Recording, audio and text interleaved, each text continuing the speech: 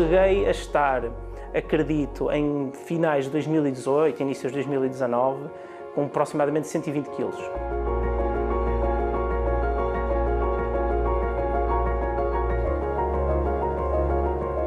Fast foods, pizzas, fritos, bolachas, chocolates, ou seja, tudo o que me desse vontade de comer, comia sem sequer olhar se me fazia bem ou se fazia mal.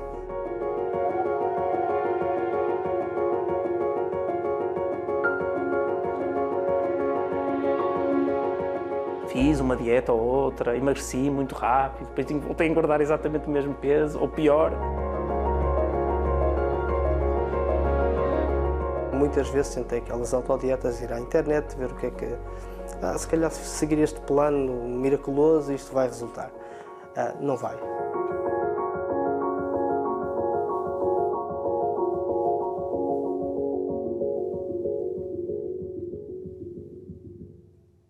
Os números são alarmantes, por isso é que a obesidade atualmente é considerada a pandemia do século XXI. Quase 70% da nossa população, de facto, está numa fatia de excesso de peso ou de obesidade.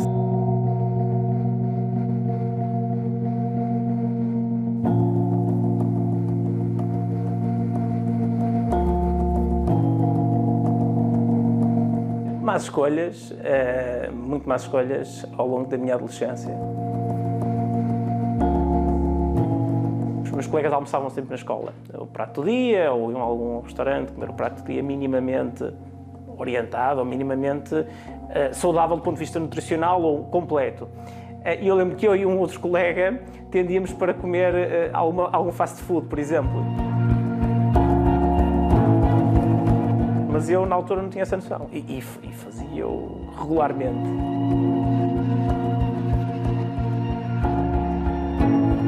O stress, o dia-a-dia, às vezes uma preocupação a mais, uma coisa qualquer, fazia com que chegasse facilmente ao frigorífico, ao armário. Olha, vou tirar um quadrinho de chocolate, olha, vou comer uma bolacha, olha, uma Coca-Cola porque hoje está muito calor.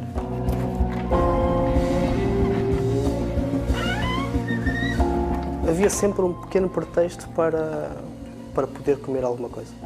Pensava naquilo que tinha acabado de comer? Não. Não tinha qualquer remorso, assim se pode dizer. Não. Comia, pronto, está feito, segue para a frente.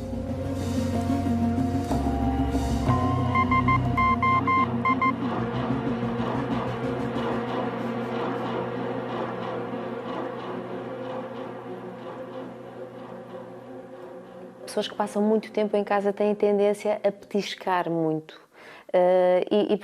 E quando petiscamos, perdemos a noção da densidade calórica, da quantidade que estamos a comer.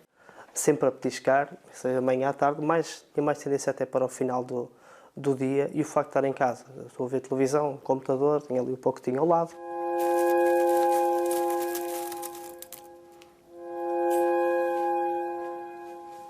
Passaram 20 anos e, ao fim destes 20 anos, ainda nem toda a gente reconhece que a obesidade é uma doença.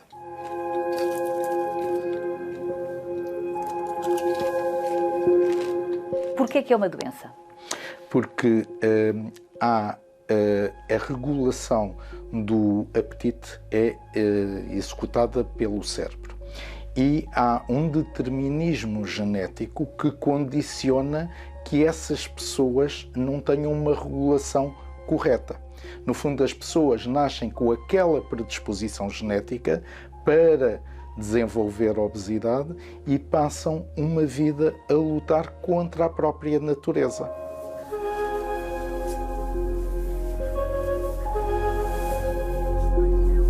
A obesidade, de facto, ultrapassa a componente física, é uma doença mental, emocional, é uma doença social, cultural. Por um lado, teremos naturalmente uma grande franja da população que quer tratar este problema.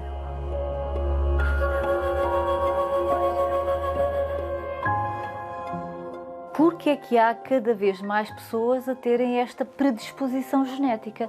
Tanto que os casos de obesidade estão a aumentar, sendo ela uma doença. A predisposição sempre esteve lá.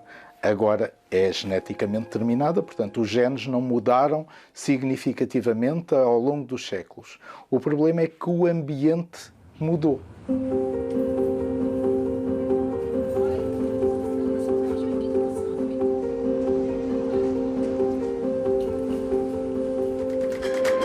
Estão criadas as condições para as pessoas que nasceram com aquela predisposição desenvolverem a doença.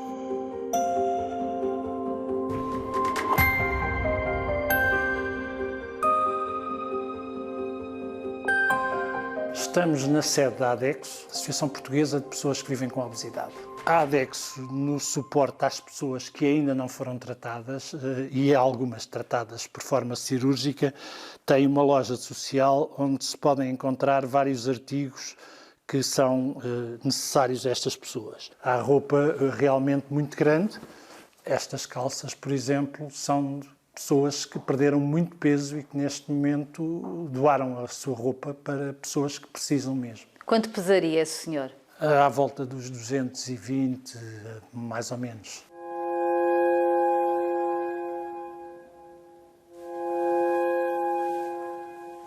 De senhora, por exemplo, temos estas camisas assim também muito grandes, não é? Ou saias. Vai fazer falta a pessoas que têm dificuldades económicas, não conseguem comprar, nem conseguem encontrar muitas vezes.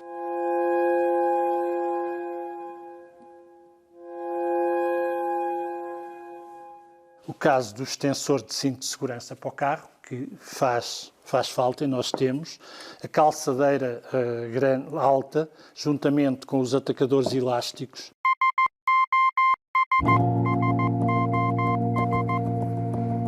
Eu aqui devia pesar muito próximo de 120.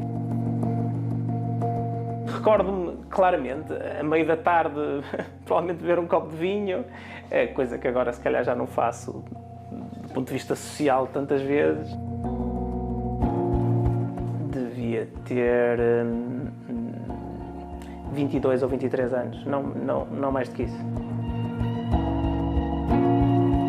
Bem ou mal, acho que sempre tive uma confiança alta em mim e sentia que não era um tema do ponto de vista visual nem da autoestima. Agora vejo, claro que é.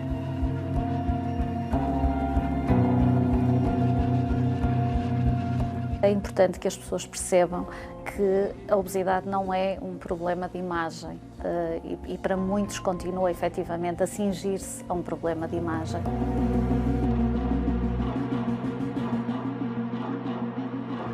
Isto foi no batizado da minha filha, já estava mesmo com muito peso. Dá para ver até pela própria roupa, ela não é propriamente uniforme, tenho para aqui mangas que sobram, mas pronto, para me poder servir na barriga tinha que ser assim. Esta aqui de trás foi a que deu o choque, foi esta. Esta foi aquela foto que eu quando vi, disse, eu não tinha noção que estava assim, não tinha mesmo. Aqui pensei logo em, sei lá, doenças cardíacas, obesidade, AVC, acho que me veio tudo um bocado à cabeça, tudo o que é aqueles problemas associados ao excesso de peso, acho que naquele momento veio tudo. E depois pensei nos filhos e não, eles não podem, tenho que os fazer criar, não é? Por isso, esta foi aquela que deu mesmo o choque.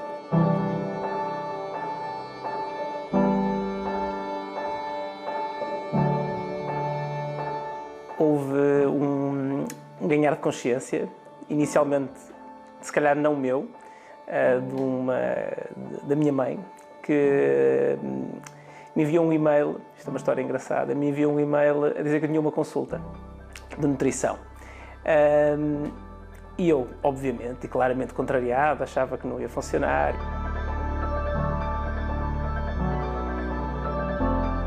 No final do ano, no último trimestre do ano, tomei uma decisão de mudar um pouco a minha vida, em parte também por causa dos meus filhos. Notei que às vezes eu queria brincar com eles, já não tinha a agilidade que tinha, e achei também por uma questão de saúde que seria mais conveniente para mim e para o futuro alterar os meus hábitos alimentares.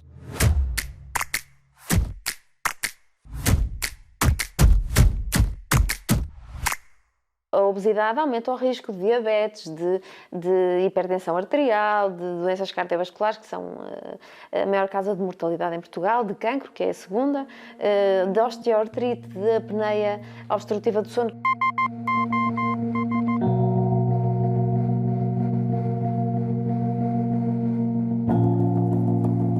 A obesidade está na gênese de 79,4% dos casos de diabetes tipo 2. Portanto, se nós eliminássemos a obesidade da face da Terra, no fundo teríamos menos quase 80% de casos de diabetes. Normalmente, o cidadão comum não associa a obesidade como um fator de risco para cancro, mas é. Mais de 13 tipos de cancro em que a obesidade é um fator de risco para o seu desenvolvimento. 1,2 mil milhões de euros, isto reportando a 2018, que eram gastos com a obesidade e com as comorbilidades associadas à obesidade.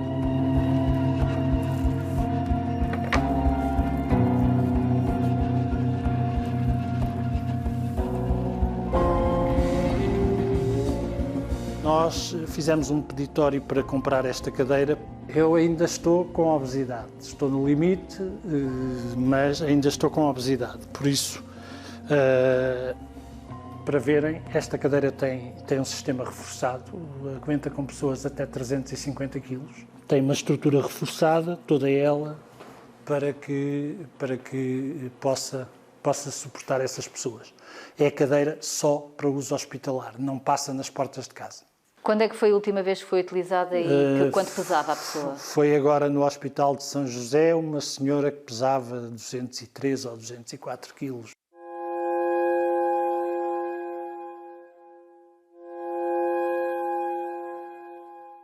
Se conseguíssemos reduzir o impacto da obesidade na sociedade em geral, conseguíamos melhorar a saúde geral da população e ter a redução dos custos com a saúde desta população.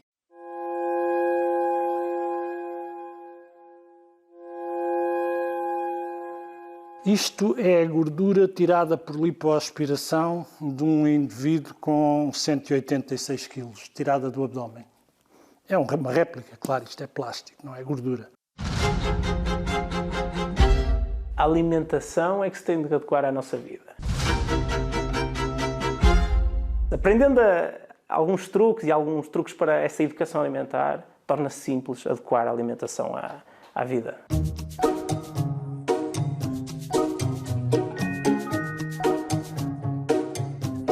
Nesta primeira fase temos uma opção de pequeno almoço, que vai ter um iogurte natural, um muesli e uma fruta. Nós podemos ajustar aos ingredientes que tivermos em casa. Neste caso, utilizar um floco de aveia, um arroz de fado e uma amêndoa laminada. A amêndoa é rica em cálcio, o floco de aveia, portanto, é rica em fibra também. E temos aqui uma boa combinação de um muesli caseiro com menos açúcar do que o que nós normalmente compramos e adquirimos no supermercado.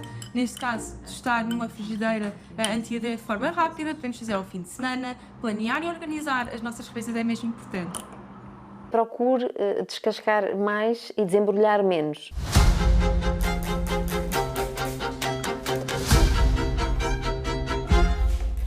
Faria sentido aquilo que já se fez para o tabaco, fazer para determinados alimentos? Sim, e sobretudo o que fazia ainda mais sentido era aumentar a literacia em termos de saúde, nomeadamente no ensino de leitura dos rótulos dos alimentos. Conforme há a catalogação em termos de classe energética para os eletrodomésticos, poderia ser o mesmo aplicável em termos à classe calórica dos alimentos.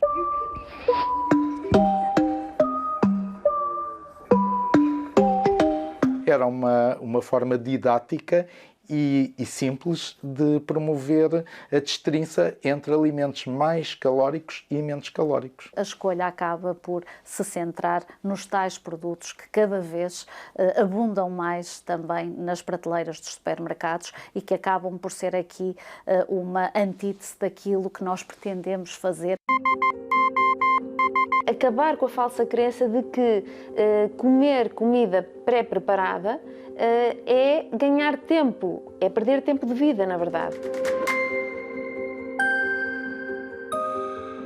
Não basta taxar mais o que é mau, é preciso taxar menos o que é bom.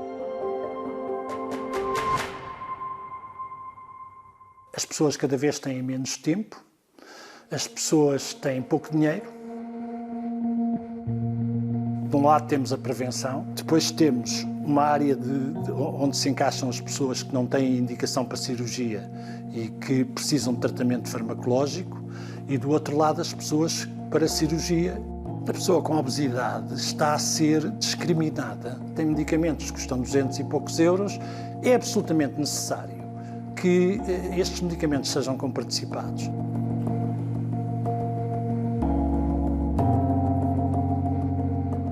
Agora tenho mais cuidado, não só com as quantidades que como, ou seja, também consegui perceber que não preciso de comer tanto para estar saciado.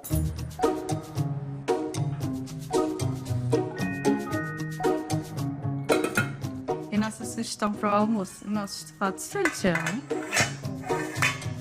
Neste caso, vou sugerir aqui uma opção de base vegetal, em que vamos utilizar uma leguminosa, um feijão encarnado com mortícolas, que acompanha com arroz de cenoura e, neste caso, também com os brócolos cozidos a vapor. Ter aqui, neste caso, os recipientes de vidro, nós condicionamos logo, neste caso, a refeição, podemos preparar no dia anterior e depois levar, exatamente, já estar acondicionado para depois facilmente podemos levar. Faz marmitas, não faz? Como é que é? Sim, privilegio sempre levar para o trabalho comida feita por mim. Consigo definir as quantidades e consigo definir como é que é confeccionado. Tento sempre, neste caso, sobressair mais a proteína e as leguminosas e não tanto os hidratos. Procure, por favor, que o momento em que vai para a cozinha seja quase um momento terapêutico. Passei a ingerir sopa nas refeições, que era uma coisa que eu simplesmente não fazia de todo. Também a obesidade infantil voltou a agravar nos últimos tempos. Se falarmos na faixa etária infantil, as crianças entre os 5 a 8 anos têm já, de facto, uma prevalência de 32% também de sobrepeso ou obesidade. Os gostos de um bebê já começam a ser moldados no ventre materno, está provado. É absolutamente necessário que haja mais educação alimentar, aquela parte das escolas, dos pais, que seja dada educação alimentar aos pais, eventualmente. Dar o exemplo, não é ir para a mesa e eu não como sopa, mas tu tens de comer. Ou não faço sopa porque não me apetece e dá um bocado de trabalho e pronto, cá em casa até ninguém come.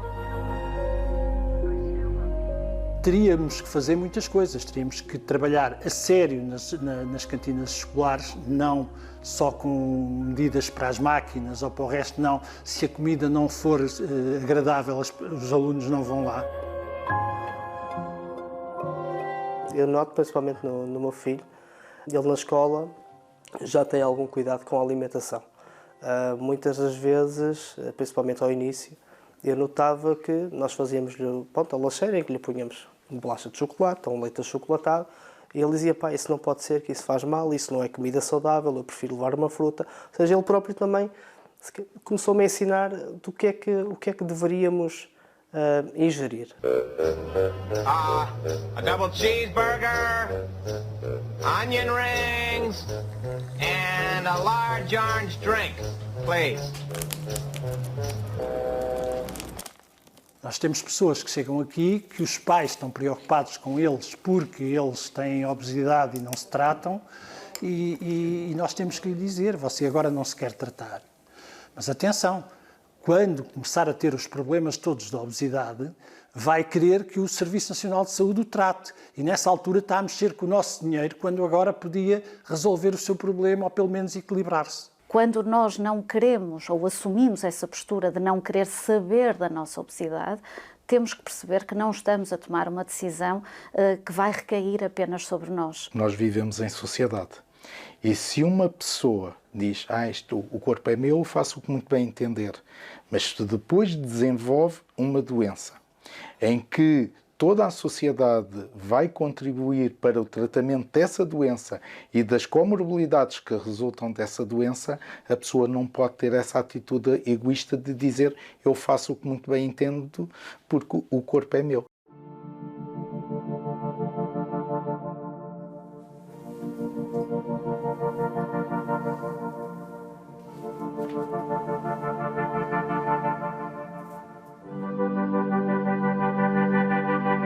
Esta caixa temos um fato que engorda as pessoas 30 quilos. Ou seja, para que uma pessoa que não é gorda possa perceber o que é viver com obesidade.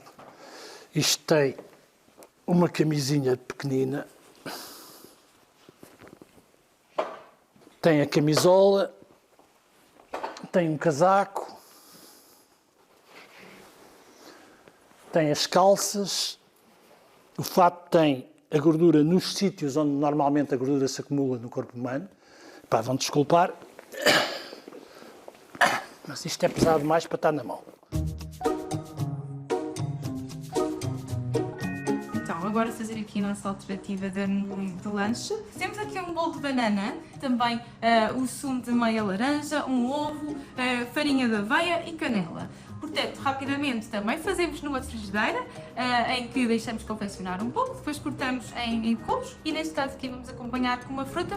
Com um bom planeamento conseguimos ter alimentos mais nutritivos, que devem entrar mais vezes na nossa alimentação, no nosso dia-a-dia. O que eu sugiro é, no fim de semana, nós podemos organizar e planear, perceber o que é que temos na nossa despensa, o que é que temos no frigorífico, o que é que temos no congelador. Vamos pensar, certo, eu fiz isto, comi um pacote de bolachas que não era suposto, o que é que eu faço a seguir? Se isto acontecer, vamos evitar que aconteça, mas se acontecer, volta aos cuidados alimentares logo a seguir. Mas eu não vou ter vontade de jantar nesse dia. Não vai ter vontade de jantar, mas vai marcar o momento, vai se sentar à mesa, comer um pouco menos e no dia a seguir como se nada tivesse acontecido. Não é nada que seja proibido sempre. Quero jantar.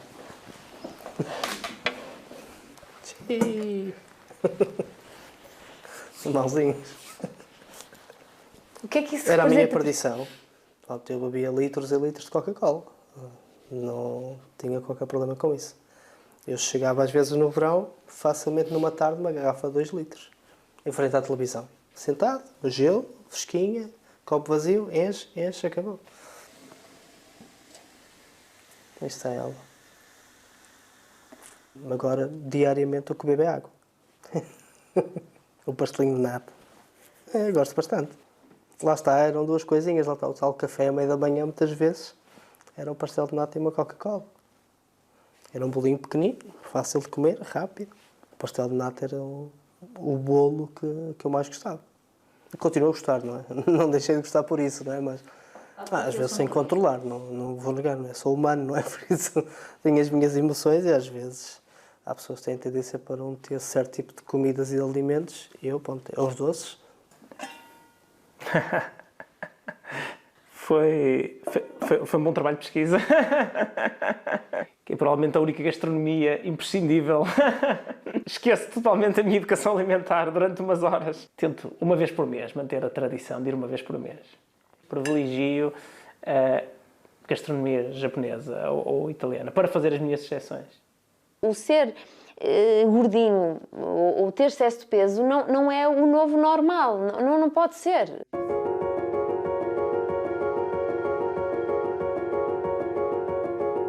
Esta aqui é a mais atual, não é? Esta aqui faz-me ver que afinal não é o sacrifício, mas o esforço e a vontade fazem valer a pena.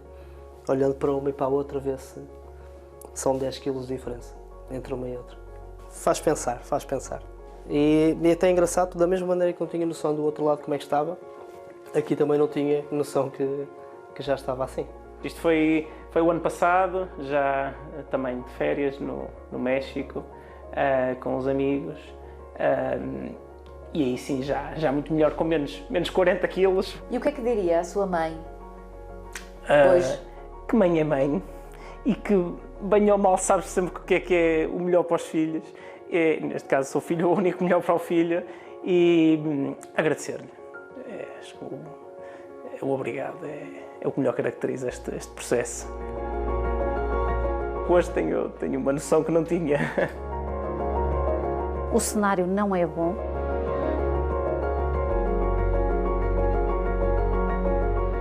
Antevê-se uma população mais doente. Tem de existir coragem por parte de um governo para investir de forma séria na promoção da saúde.